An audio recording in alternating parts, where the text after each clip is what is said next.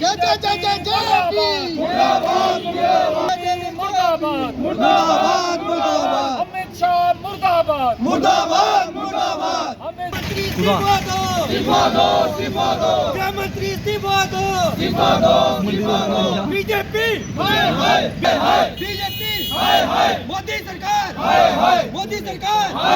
इस्तीफा दो बाबा साहेब का अपमान। आपको 7 जन्मों के लिए स्वर्ग मिल जाता तो जो हमारे बाबा साहेब हैं वो एक बड़े तबके के मसीहा हैं, यानी भगवान से भी ऊपर उनका दर्जा है। मुझे ये तो नहीं पता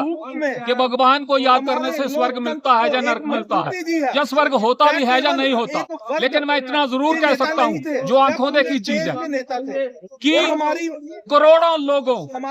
करोड़ों महिलाओं की जिंदगी अगर सवारी है या एक मतलब मैं क्यों कह सकता हूँ कि जानवर भरी जिंदगी से अगर उनको सही मायने में मुख्य धारा में अगर किसी ने शामिल किया है तो बाबा साहेब हैं। बाबा साहेब का संविधान है। जैसे कि आप जानते थे कि 1947 से पहले या 1950 के पहले जब हमारा संविधान लागू नहीं था तो तकरीबन 20% लोग ही पढ़े लिखे थे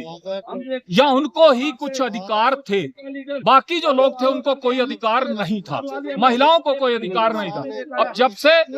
हमारा जो संविधान है वो लागू हुआ है 1950 से, आप देख रहे हो हमारे देश की जो गिनती है वो दुनिया के गिने चुने देशों में हो रही है, जिसका श्रेय जो है बाबा साहब को जाता है, बाबा साहब के संविधान को जाता है। बताया जा रहा है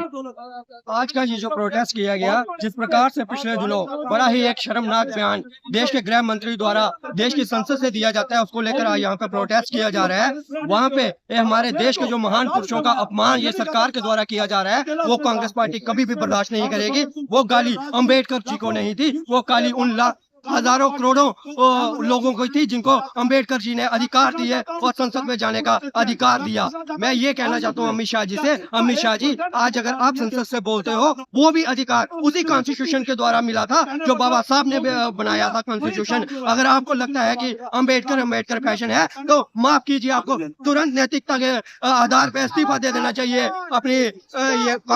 सरकार से, और अपने कैबिनेट को भी कहना चाहिए कि इस्तीफा दे दे। लेकिन असल बात यह है कि देश की जनता को किसी न किसी प्रकार असल मुद्दों से भटकाना है। क्यों हमारी देश की संसद से कभी महंगाई की बात नहीं की जाती, क्यों महंगाई पे चर्चा नहीं होती, क्यों बेरोजगारी पे चर्चा नहीं होती, क्यों अंबानी पे चर्चा नहीं होती, क्यों अडानी पे चर्चा नहीं होती, जबकि ये सारे मुद्दे इस समय जनता में चर्चा का विषय बने हुए हैं। ये केवल